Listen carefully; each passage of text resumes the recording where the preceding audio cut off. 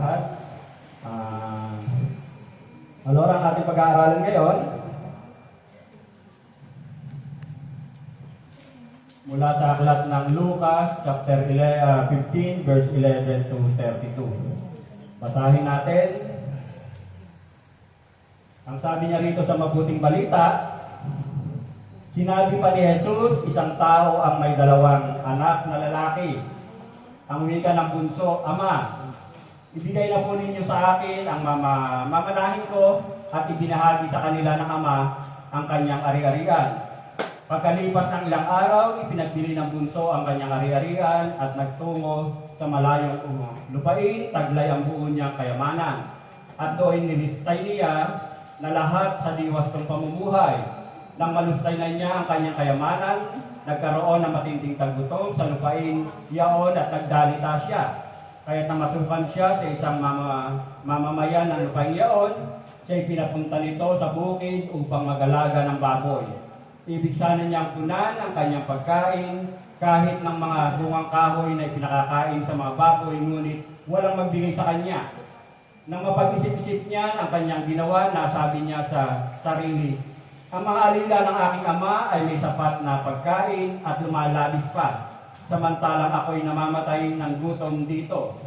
Babalik ako sa kanya at sasabihin ko, Ama, nagkasala po ako sa Diyos at sa inyo. Hindi na po ako karapat-dapat na tawagin ninyong anak. Ibilang na ninyo akong isa sa inyong mga alila. At tumindig siya at pumaroon sa kanyang ama. Malayo pa'y natanawan na siya ng ama at ito'y labis na nahabag sa kanya. Kaya't patakbo siyang sinalubong, niyakap at hinagkan. Sinabi ng anak, Ama, nagkasala po ako sa Diyos at sa inyo. Hindi na po ako karapat-dapat na tawagin ninyong anak. Ngunit tinawag ng ama ang kanyang mga alila, madali. Dalhin ninyo rito ang pinakamahusay na damit at isuot sa kanya. Suotan siya ng singsing at panyapak, kunin ang pinatabang guya at patayin. Kumain tayo at magsaya, sapagkat namatay na ang anak kong ito, ngunit muling nabuhay, nawala ngunit nasumpungan, at sila'y nagsaya. Sa verse 25, nasa bukid noon ang anak na panganay, umuwi siya at nang malapit na sa bahay ay narinig niya ang tugtugan at sayawan. Tinawag niya ang isa sa mga alila at tinanong, bakit? May ano sa atin? Dumating po ang inyong kapatid, tugon ng alila. Ipinapatay ng inyong ama ang pinatabang guya sapagkat nagbalik siyang buhay at walang sakit. Nagalit ang panganay at ayaw itong pumasok sa bahay. Kaya lumabas ang kanyang ama at inamu-amo siya. Ngunit sinabi nito, pinaglingkuran ko po kayo sa loob ng maraming taon at kailanmay hindi po kayo sinuway. Ngunit ni minsay hindi ninyo ako binigyan ng kahit isang bisirong kambing para magkatuwaan kami ng ating mga kaibigan. Subalit, nang dumating ang anak ninyong lumustay ng inyong kabuhayan sa masasamang babae, ipinagpatay pa ninyo ng pinatabang guya. 31, sumagot ang ama, Anak, lagi kitang kapiling. Ang lahat ng ari-arian ko'y sa iyo. Ngunit dapat tayong magsaya at magalak sapagkat namatay na ang kapatid mo, ngunit muling nabuhay. Nawala, ngunit nasumpungan. Ang mensahe ng Panginoon sa umagang ito ay may titulong Mercy and Repentance. At bago po tayo magpatuloy, manalangin po muna tayo. Purihin ka, O Diyos, sambahin ka, Ama, sa Espiritu at katotohanan. Lord God, dakila ka, hindi ka nagbabago. Ikaw pa rin ang Diyos noon, ngayon, at magpakailanman. Ikaw nga po, O Diyos, ay mahabagin, maawain, Panginoon, Diyos ng pag-ibig, Panginoon. Salamat po, Diyos, sapagkat tunay nga na sa pag-ibig mo, sa awa mo, naririto kami, Panginoon. At patuloy mo kaming inuunawa, ipinakikita, Panginoon, ang biyayang aming natanggap, Panginoon. Salamat po, Diyos, sapagkat tunay nga na sa dami ng tao sa mundo ito, naririto kami, Panginoon, at kabilang kami, Panginoon, sa kinahabagan mo, Panginoon. At sa oras na ito, minsan pa, patuloy din kami lumalapit sa iyo, Panginoon. Humingi po, Panginoon, ng paglilinis. Sapagkat alam namin na may oras sandali na kami nagkukulang, nagkakasala kami, hindi po namin ibibigay ang the best para sa iyo, Panginoon. Banal ka, Panginoon, at karapat dapat ka namin sambahin sa antas na Diyos ng mga Diyos at Hari ng mga Hari, Panginoon. At sa oras nito, minsan pa, tunay nga o Diyos sa mga pagkukulang na maaaring naisip po namin, nasabi, nagawa, Panginoon. Dalayan ko nga po o Diyos na pakalinisin mo kami upang na sabihin wala pong maging balakid at hadlang sa aming pag-aaral, Panginoon, ng iyong mensahe, Panginoon. At minsan pa, sa tulog gabay nga po ng iyong Santong Espiritu, patuloy na gamitin mo lamang po o Diyos na tagapagpahayag, mensahero, upang na sabihin patuloy na may deliver ko ang nais mong ituro sa mga sandaling ito, o Diyos. Patuloy mo rin po, o Diyos, na buksan ang puso at isipan ng bawat isang naririto. Upang sa gayon ang katotohanan na nais mong ipaunawa sa mga sandaling ito, o Diyos, tunay nga na pumasok sa nilang puso at isipan, Panginoon, ang katotohanan ito, o Diyos. Salamat po sa ilang pong pinawatas ng papuri, parangal at pagsamba sa tayong pangalan lamang ng iyong anak na si Jesus, na iyong Panginoon at sarili tagapagligtas. Amen.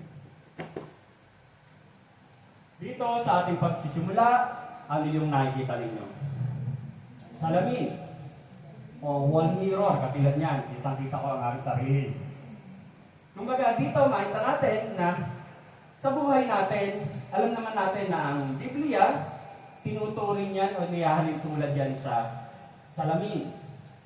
Sinasalamin kung ano yung sinasabi ng Biblia, makikilala mo ang sarili mo.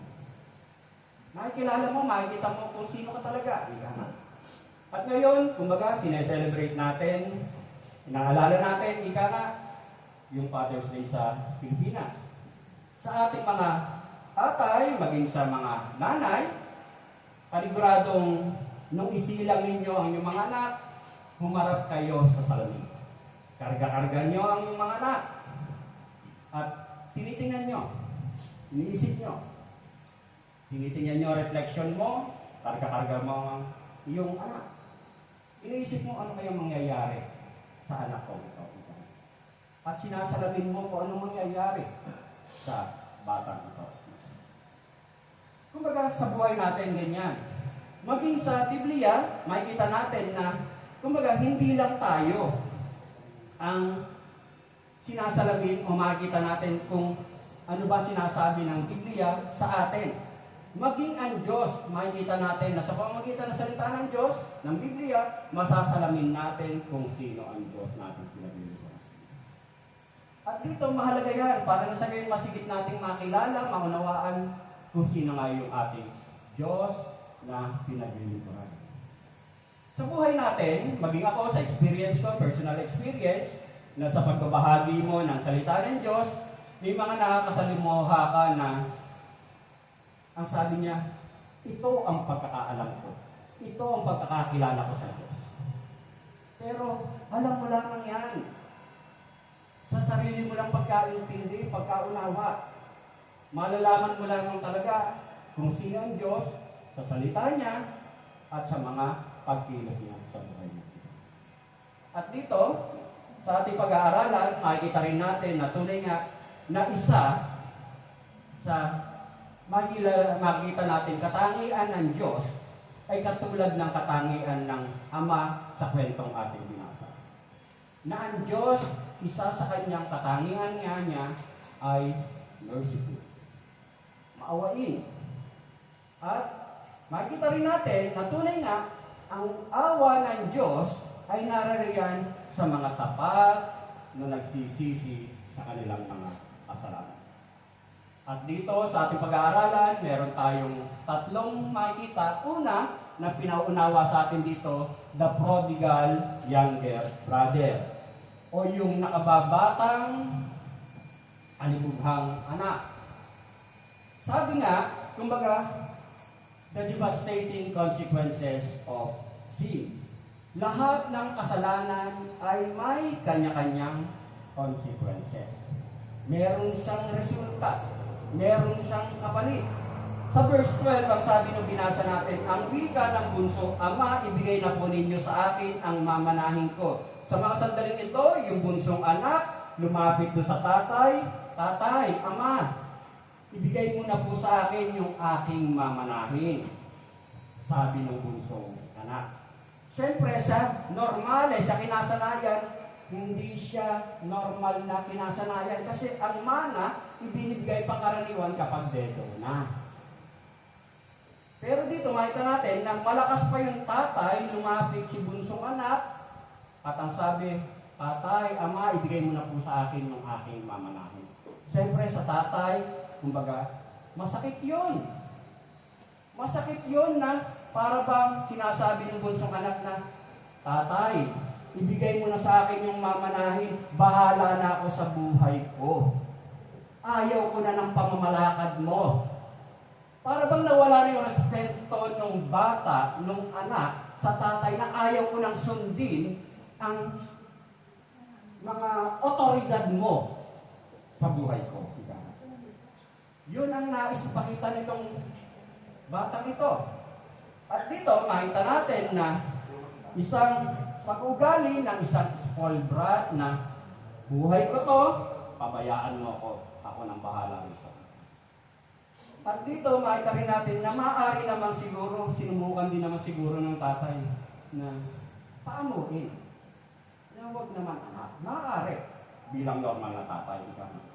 Alam mo ba yung desisyon mo? Pero may mga bata talaga na tinatawag na strong-willed na ito na yung gusto kong gawin, ito ang dapat masunod.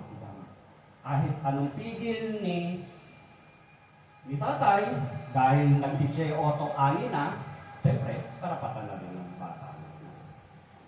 Pero hindi niya alam kung ano yung kanyang tatahakin. Pero dito, makita natin na ang sabi ng ating Panginoon sa Kristo, the Father granted the Son's request and divided the inheritance. Kumbaga, sige, gusto mo. Kaya ibinigay ko kay bunso, ibinigay ko kay kuya yung mamanahin. Hinati na niya. Sa verse 13, ang sabi nga niya rito, pagkalipas ng ilang araw, ipinagbili ng bunso ang kanyang ari-arian at nagtungo sa malayong lupain, taglay ang buo niyang kayamanan at do'y nilustay na lahat sa diwastong pamumuhay. Nang malustay na niya ang kanyang kayamanan, nagkaroon ng matinding taggutom. Kumbaga, ibinigay ni tatay, ni ama, yung pera para kay bunso. Pero, hindi naging maganda ang kanyang paghawak sa perang meron siya. Sa yaman na meron siya. Wrong management. Ginamit niya sa alayawan. Ginamit niya sa pasarap sa buhay, ika nga. Ngayon, sa pagpapasarap niya sa perang meron siya, nagkaroon ng panahon ng matinding taggutom dun sa lugar na kanyang pinuntahan. At, anong sabi? Nagdalita siya, naghirap siya, financially broke siya, ikama. Kumbaga, nasagad na siya. Wala na siyang kapera-pera. At dito, makita natin na maaring sa kanyang kawalan, pumunta siya rin sa mga akala niya yung mga kaibigan niya, nakasakasama niyang nagpakasasa, lumapit siya ron, kaibigan, kapatid, pre, bro, tulungan mo naman ako. Walang-wala ako. Pero, walang tumulong sa kanya. Kumbaga talagang sagad. Maging yung lalamanin ng kanyang sikmura, wala siyang nakahalo. Kaya ang naisipan niya, magtatrabaho ako kasi kailangan kong kumain. Anong ginawa niya? Lumapit siya sa isang naninirahan sa lugar na yon para na sa gayon makakain siya. Sa verse 15, kaya't namasukan siya sa isang mamamayan ng lupa iyon, siya'y pinapunta nito sa bukid upang mag-alaga ng baboy. Ibig sana niyang punan ang kanyang pagkain kahit na mabungang kahoy na ipinakakain sa mga baboy, ngunit walang magbigay sa kanya. Kumbaga, ganun na lang ang nangyari sa taong ito. Saragat song ito, ikama. Kumbaga talagang isinagad na niya ang kanyang pagkakasala. Pagkakasala in a sense na yung mga pamumuhay, kung paano na nilustay yung pera na meron siya, sa kalayawan, sa masasamang babae, kung paano niya sinayang, maging sa espiritu espiritual na kalalagayan niya bilang Hudyo. Ang nagpekwento nito? Sino? Si Jesus Christ. Alam naman natin na ang mga Hudyo, ang mga Israelita, sa kautusan, bawal sa kanila ang baboy. Kumbaga isinagad na niya sa physical, espiritual na pagkakasala, sagad to the bone na siya. Kumbaga makita natin na the prodigal's rebellion and downward course illustrate the terrible toll of sin in human life. Yung mga ginawa ng desisyon ng batang ito, mali hanggang siya'y palubog na lang siya ng palubog sa kanyang mga desisyon sa buhay. At ang sabi nga niya rito, sin always alienates the sinner from fellowship with the loving and merciful Father. Ang kasalanan, kumbaga, yan ang dahilan kung bakit ang makasalanan ay lalong napapalayo sa mapagmahal at mahabagin, maawaing Ama. Dahil sa kasalanan. We sin because we stupidly think that it will bring us lasting happiness and fulfillment, and for a short time it seems to be. Nagkakasala tayo, akala natin yung ginagawa natin, hindi nagbibigay sa atin ng saya. Hindi nagbibigay sa atin ng kakontentohan. Pero hindi, lalo ka lang nalulugmok. Lalo ka lang nagkakasala, ika nga. Masarap sa una, oo. Pero pagkatapos noon, wala na. At dito, ang sabi nga, yung kasalanan na yan, ang sabi nga, fulfillment and for a short time it seems to deliver. Dito, makita natin na akala natin na okay lang, pero yung kasalanan na yan, para bang nag-iipong ka, utang ka ng utang, iniipong mo yung mga kasalanan yan, na akala mo kaya mong bayaran. Pero hindi, lalo mo lang isinasagad ang iyong sarili. At dito, ang sabi nga doon sa verse 14b, kumbaga, ang sabi niya rito, rebelling against God and plunging into sin is like buying things on credit when you have no money to pay. Ang sabi ko nga kanina, ang pagkakasala, pag hinahayaan mo yan, kumbaga, katulad yan ng isang utang na ang hilig-hilig mong kumuha ng mga utangin, pero hindi ka marunong, akala mo makapagpabayad ka, hindi mo alam, hindi mo kaya ng bayaran. Ganyan ang pagkakasala.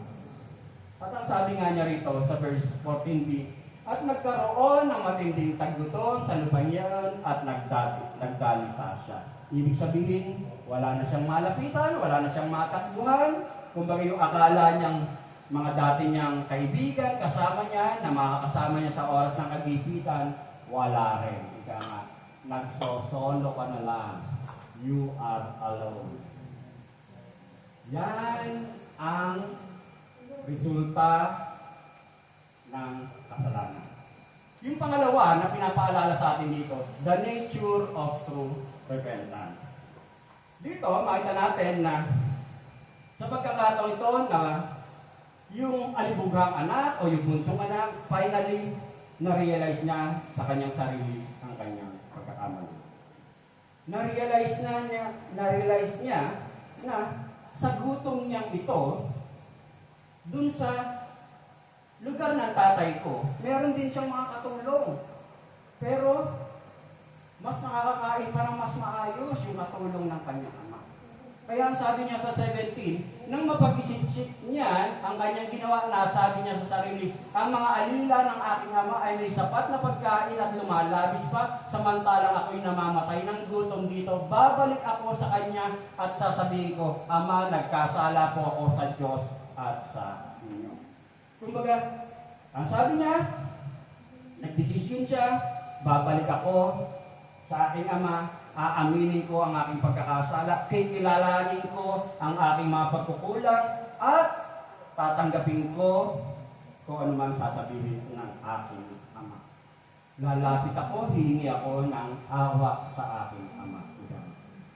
hanggang matanggap lang niya ako na kahit hindi na bilang anak, kahit bilang alipin na lang, makakain lang ika nga. Kumbaga, hindi na niya iniisip na babalik ako bilang anak. Kasi nga, kinuha na niya yung mana niya eh. Sinalansang na niya, kumbaga binaliwala na niya yung para sa kanya. Ika nga. Ang kailangan na lang niya, makatawid gutom siya sa isang araw. Kahit maging katulong na lang siya ng sarili niyang tatay. Ngayon, anong ginawa nitong prodigal younger brother?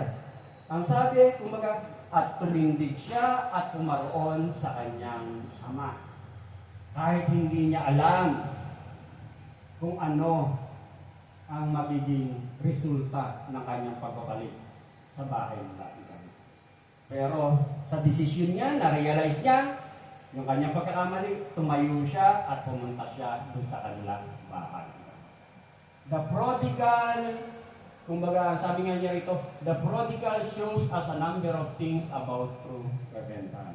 Kaya yung sa aksyon na ginawa nitong nakababatang kapatid, may mga makikita tayo kung ano yung katangian o matututunan natin sa isang tunay na pagsisisi. Ang sabi nga niya rito, it always begins by seeing our true condition for what it is. He came to himself for his senses. Kumbaga, ang sabi nga, he came to himself. Na-realize niya kung ano yung kanyang mga pagkakamali. Kumbaga, na-realize niya kung ano yung kanyang mga nagawa. Hindi natin alam kung gaano katagal na nagpakalayo-layo itong ragatsinong to. Hindi natin alam kung hanggang saan siya namasukan sa pagiging taga-alaga ng baboy. Pero ang sabi, na-realize niya yung kanyang pagkakamali. At dito, kumbaga, pagkatapos nun, nagdesisyon siya na babalik siya sa kanyang ama. Kumbaga, hindi lang basta na-realize, kumbaga, tumayo siya, nagdesisyon siya, pupunta ako sa tatay ko. Yun ang ginawa nitong ragatsinong to. Kasi, kahit hindi niya alam kung ano ang sasabihin ng tatay niya sa kanyang pagbabalik, naroon ang kanyang pag-asa. Tatay ko yung babalikan. Kaya ang sabi nga niya rito, repentance, recognition of my sin with godly sorrow and a commitment to a change of direction. Na-realize niya yung kanyang pagkakamali. Kumbaga, feeling sorry. Kumbaga talagang nalungkot ka kung gaano kasama ang pagsuway na ginawa ko sa tatay ko. Na-realize niya. At ang sabi niya rito, with godly sorrow. Kasi kung minsan, hindi sapat na iyak ka lang ng iyak. Kung tunay kang may pagsisisi, alam mo kung kanino ka nagkasala. Kumbaga, ang sabi niya rito, godly sorrow and a commitment to a change of direction. Na may desisyon ka na dun sa kalungkutan mo, sa feeling mo, may desisyon ka na ito na ang aking gagawin.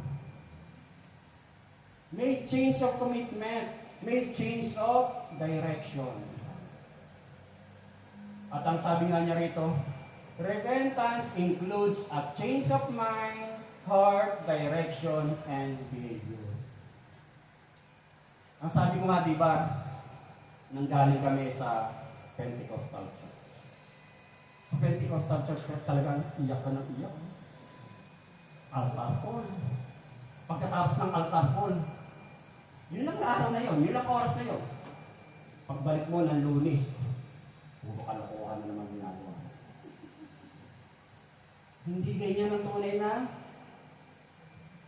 pagsisisi. Kasi nararamdaman lang yun. Dapat magbabago yung isipan mo. puso mo, yung direksyon ng pamumuhay mo, yung behavior mo. Lahat-lahat yan. Hindi lang pakiramdam yan. May desisyon yan na ito na ang buhay ko. Ito na ang lalakaran ko. Ito na ang aking dating ako. Hindi sapat na puro iyak lang. Nararapat may changes. At sabi nga niya rito, as long as you have anything in yourself that you think will meet your needs, you will avoid going directly to God. Hanggat yung mga bagay na akala mo'y mahalaga sa iyo, hanggat nasa sa iyo yung mga bagay na hindi mo mabitaw-bitawan na akala mo'y importante sa iyo, kumbaga, hindi ka talaga lalapit o lalakad sa kalooban ng Diyos.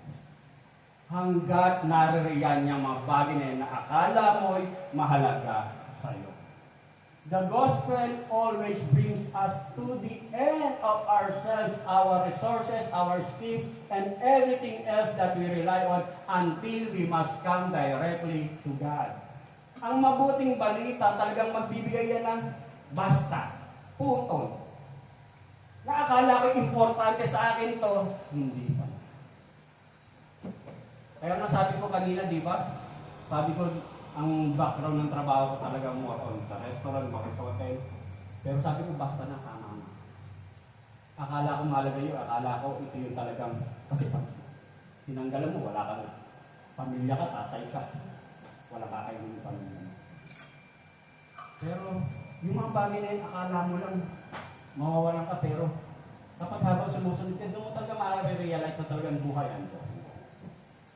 Until we must come directly to God. Hanggat hindi mo nagbubitawan yung mga bagay na yan, ika nga, mahihirapan ka talagang dumiretso, lumakad, ng direkta, patungo. Kumbaga, dito, ang kinakailangan natin, pag nagawa na natin yan, lalapit tayo, hindi tayo ng habag, awa, kasi nga, mali yung mga naging unang desisyon mo sa buhay. At dito, ang sabi nga niya rito, repentance must be directed personally toward the God whom we have sinned against. Yung pagsisisi natin, kumbaga talagang, alam mo kung kanino ka nagkasala? Kanino ka nagkasala? Oo, nagkakasala ka sa mahal mo sa buhay, sa pamilya mo. Pero kanino ka talaga tunay na nagkasala? Sa Diyos. Doon ka talaga tunay na nagkasala. Kaya yung pagsisisi mo, dapat nakatuon sa Diyos. Kasi sa Diyos ka talaga tunay na nagkasala. At ang sabi nga niya rito, true repentance includes an honest confession of our sins without any excuses. Kung maaalala natin na itong alibughang anak, itong pasaway na anak, kumbaga, nakikita natin na ang ginawa niya, kumbaga, hiningi niya yung mana sa kanyang tatay, ibinigay sa kanya. Pero nung bumalik siya, nung siya'y nagsisid, bumalik sa kanyang tatay, kumbaga, hindi siya nagbigay ng mga excuses sa kanyang pagbalik na para bang sinabi niya, lumayas po ako kasi hindi ko kayang gawin yung standard ni Kuya. Kasi si Kuya bon esempio. Hindi ko kaya yung mga ginagawa ni Kuya. Hindi ko kaya yun, kaya ako lumayo. Dumiskarte ako sa sarili kong kaparaan. Kumbaga, hindi siya nagdahilan. Kumbaga, sinabi niya, inamin niya, kasi alam niya kung kanino siya nagkasala. Sa tatay niya, siya nagkasala. At dito, kumbaga makita natin, na sa buhay natin, mananampalataya, yun yung ating dapat maintindihan. At makikita nga natin, na ang tanging layunin ng anak, sa kanyang pagbabalik, kahit hindi na siya kilalaning anak, ang tanging layunin na lang niya ay makapasok siya bilang alila, katulong, para lang makakain siya. Yun na lang ang kanyang layunin eh. Hindi na niya iniisip yung kanyang karapatan na siya'y anak din. Pero makikita natin dito na sa bagay na yon, alam niya na may habag-awa ang kanyang papa. At dito, ang sinasabi nga niya rito na yung kanyang desisyong ito, hindi lang basta niya naisip, kumbaga, makita natin na talagang inaksyonan niya. Kumbaga, inaksyonan niya yung kanyang desisyon. Hindi sapat na para bang na-realize mo lang yung pagkakamali, tinayuan mo yung iyong desisyon. He didn't just feel bad about what he had done. He didn't just sit there feeling depressed. He got up and made that long journey back. At halimbawa ng testimony ni Ibrahim. Mahirap talaga tumayo kapag yung alam mo medyo nagkamali. Pero alam mo kung kanino ka nagkamali. Kumbaga, nadyan ang habag-awa ng Diyos. Makita natin na, ang sabi nga niya rito, repentance involved the action of leaving his sin and returning to his Father.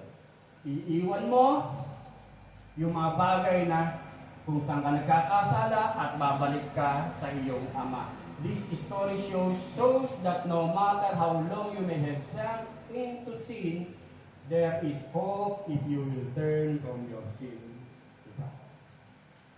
Kaya mga kapatid, sa kwentong ito, nung bunsong anak, bagamat siya'y naging pasaway, matigas ang ulo, alibugha, ang pinakikita niya na kahit nalugmok siya sa kanyang pagkakasala, maging tayo kahit sa tingin mo akala mo hindi ka patatawarin.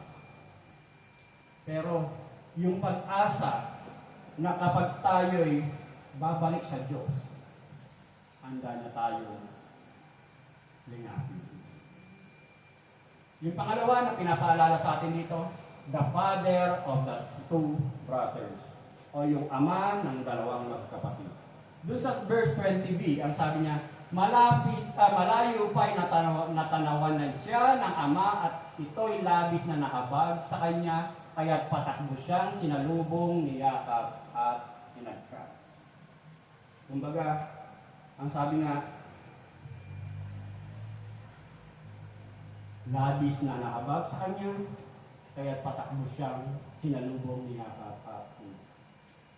Kung maaalala ninyo yung ating human video ng anniversary, yung Hubert, yung pinakang main character doon ay siya yung pasaway, layo ng layo. Kumbaga, pero ang Diyos, makikita natin na naroon. Lagi lang siyang presente. Lagi lang narariyan. Kumbaga, makikita natin na ganon.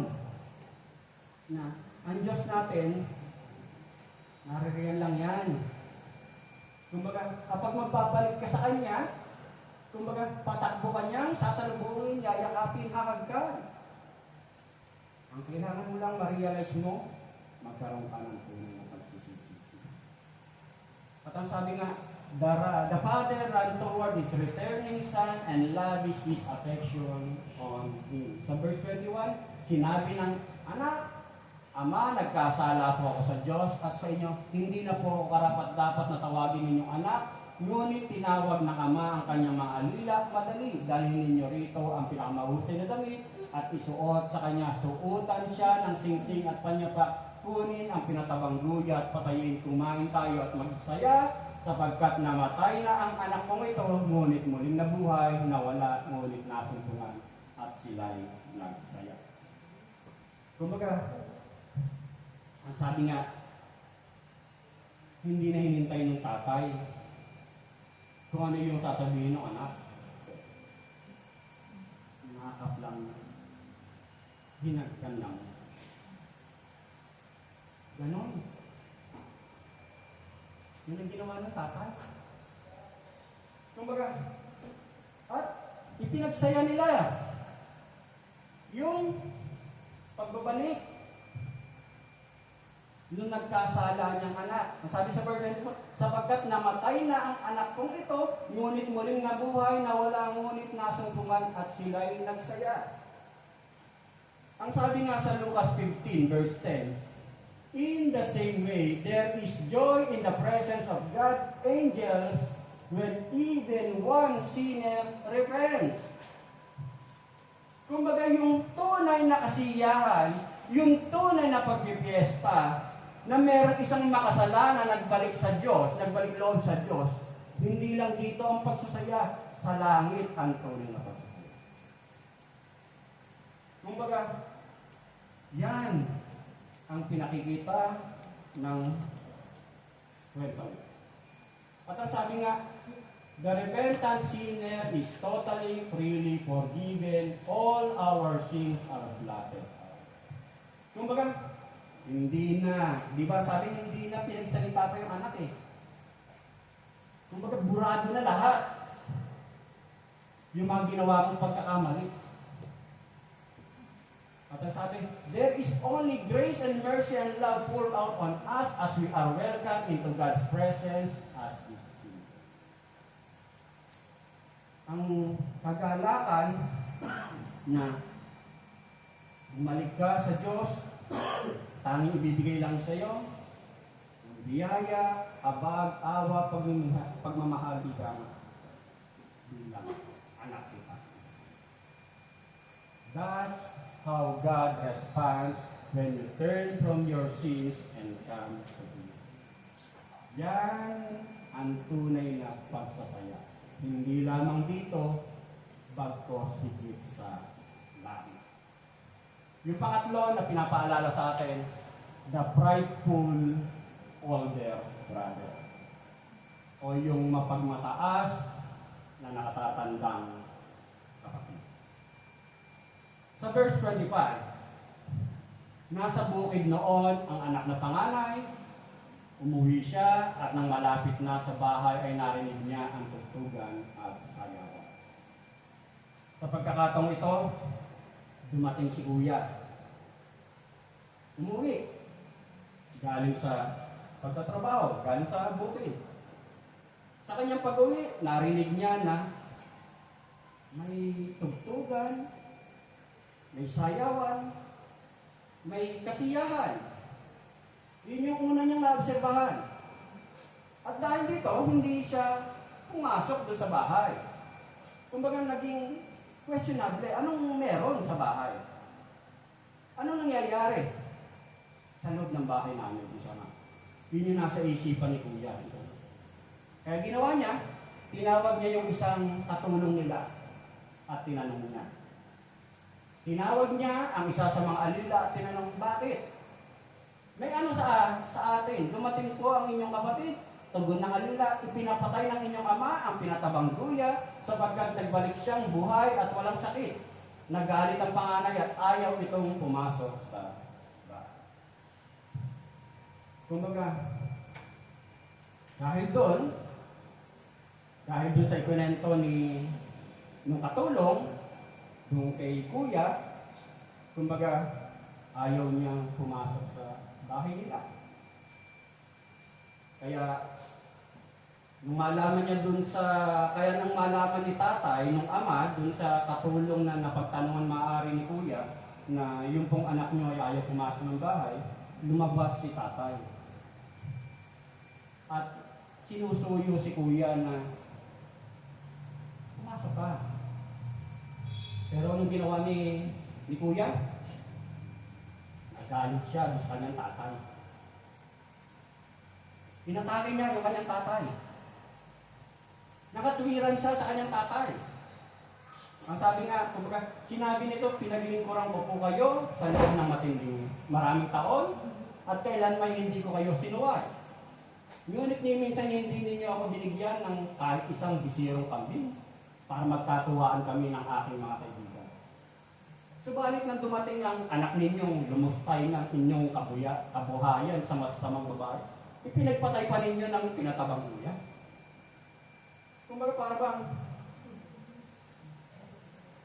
ginawa niyo sa magaling mong anak? Naririto ako na hindi kita iniwan. Pinaglingkuran kita. Nanatili ako. Pero dumating yung magaling mong anak, pinagpiesta mo pa. Yun ang sabi ni Kuya sa kanyang tatay. Kumbaga, bitter. Bitter si Kuya. Kaya nirelease niya ang kanyang nararamdaman kay tatay. Unfair ka. Ako yung nag-stay, tapos kahit isang maliit na kambing lang man, hindi mo ako binigyan para magsaya kami, magpiesta kami magkakaibigan. Tapos dumating yung magaling mong anak, pinapatay mo yung pinatabang Kuya, pero ako wala.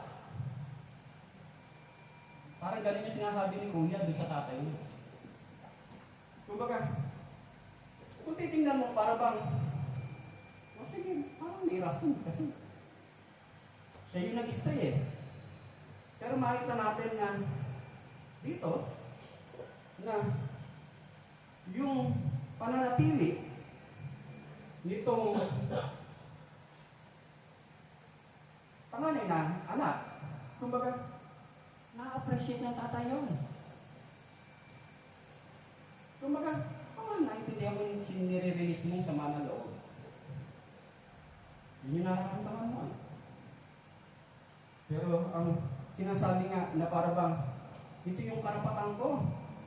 Ako yung nag-stay, dapat hindi mo gagawin yan sa magaling mong anak. At ang sabi pa rin sa verse 30, dumating ang anak ninyong lumustay.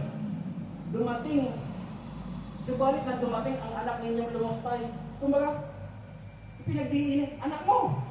Hindi niya iniisip na, kapatid ko yan. Para bang, ang galing talaga ng anak mo. Hindi niya naisip na kapatid niya yung pinag-uusapan niya. Kumbaga para bang kinalimutan na niya yan na yung inahalimbawa niya, yung pinapuputan niya, yung pinaiingitan niya, kapatid niya. At dito, makikita nga natin na para bang minaliit na rin niya yung tingin niya sa kapatid niya. Na lumustay ng lahat ng inyong kabuhayan. Pero makikita natin dito na ano yung reaksyon ni tatay. Na sa kabila ng mga himutok, sama ng loob na binabanggit ni Kuya sa kanyang tatay, ano yung responde ni tatay ng ama doon sa panganay na anak? Love and gentleness ang pinakita pa rin niya sa kanyang panganay.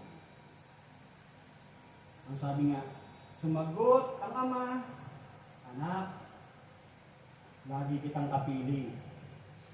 Ang lahat ng ari-arian ko'y sa iyo. Ngunit dapat tayong magsaya at magalak sapagkat namatay na ang kapatid mo, ngunit muling nabuhay, nawala, ngunit nasungkungan. Kumbaga, yun ang pinakang mahalaga sa lahat. Hindi yung nilustay.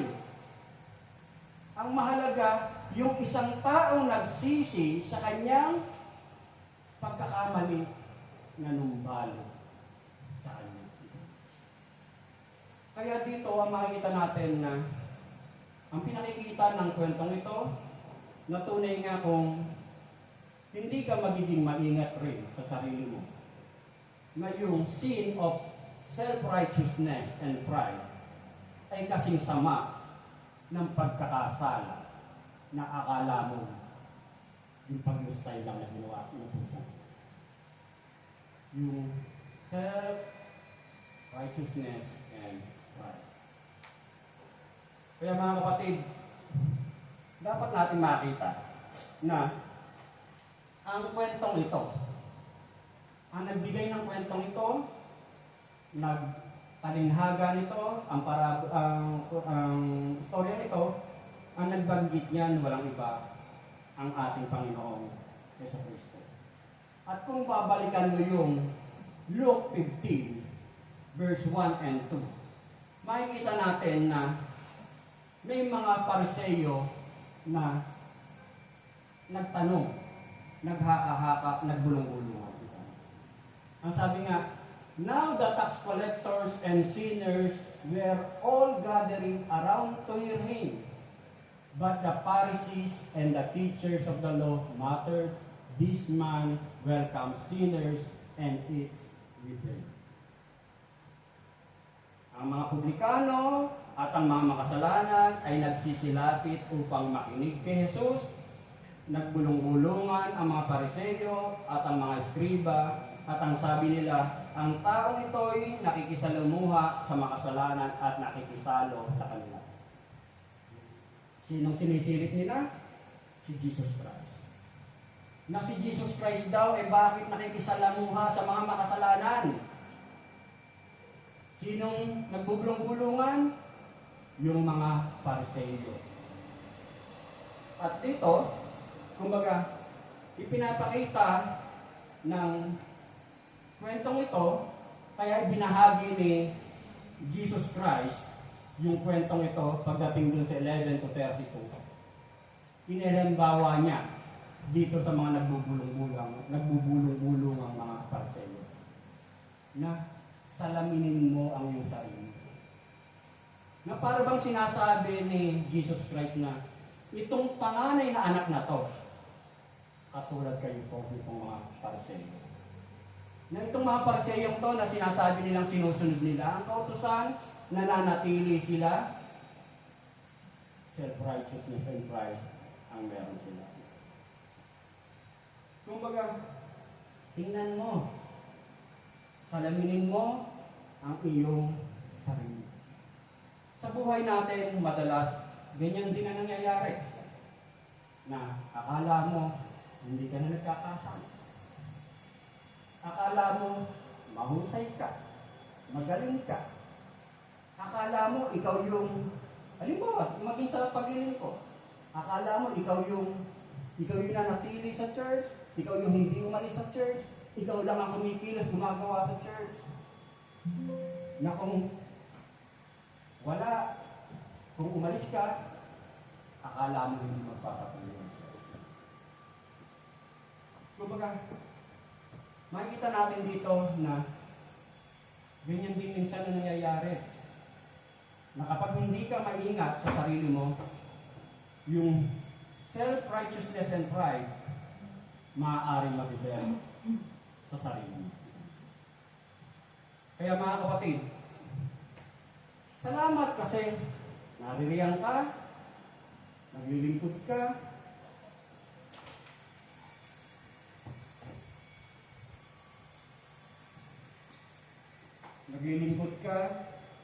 kumbaga nananatili ka, salamat. Pero ika nga, naglilingkod ka na rin lang, gumagawa ka na rin lang, itama na natin.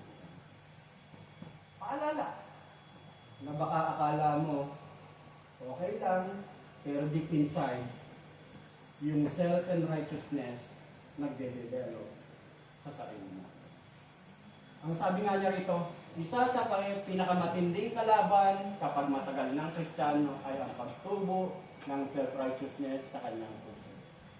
Yung ang ganda ng performance sa paglilingkod at ministry, pero sira ang puso sa Diyos dahil sa pride at pagkukumpara ng nagagawa niya kaysa sa nagagawa at faith ng iba. Kumbaga, ganyan yung kwento nung panganay na anak na tinignan niya yung ginawang paglulustay ng kanyang nakababatang kapatid, pero hindi niya nakita ang kanyang sarili. Sa verse 28, ang sabi nga doon sa verse 28, ang sabi, nagalit ang panganay at ayaw itong pumasok sa bahay. Bakit? Dun sa akala niya siya'y matuwid. Mataas siya. Kumbaga, Yung kapatid na ito, siya yung nag-stay, siya yung hindi umalis, pero yung kasiyahan naroon sa loob ng bahay. Hindi niya ma-enjoy yung kasiyahan na meron dun sa loob ng bahay. Bakit? Ayaw niya pumasok. Dahil sa kanyang pride. Akala niya, matuwid siya. Kaya mga kapatid, na kung iisipin natin, yung si Kuya, ang sabi kanina, galing siya sa laboro. Siyempre pagod si Kuya. Pagod, gutom. Yung kainan naroon sa loob ng bahay. Yung kasiyahan naroon sa loob ng bahay. Pero hindi niya maramdaman, hindi matawiran yung gutom niya ng pagkain na meron sa loob ng bahay. Bakit? Kahit sa galit niya, kasi ayaw niyang pumasok sa loob ng bahay. Kaya, ang kailangan lamang niya, pumasok.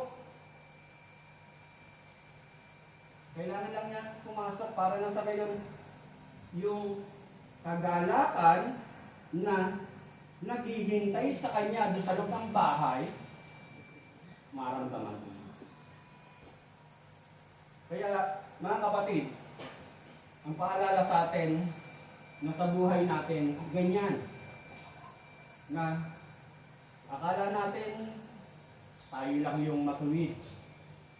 Pero hindi mo alam, kapag hindi ka atento, nagkakasala ka.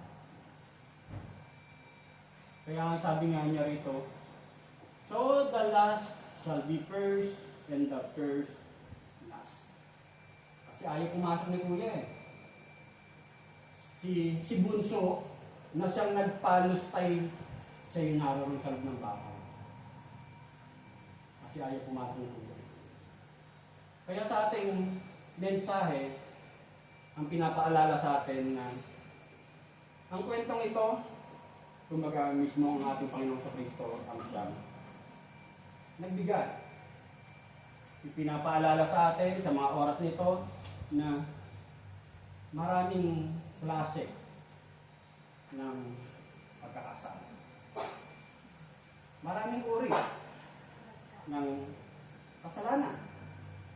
Pero ang pinapaalala sa atin na kung tunay kang magkakaroon ng tunay na pagsisisi sa mga pagkakasalang nagawa mo o nagagawa mo, makakamtan natin ang mayaman at saganang habag-awa.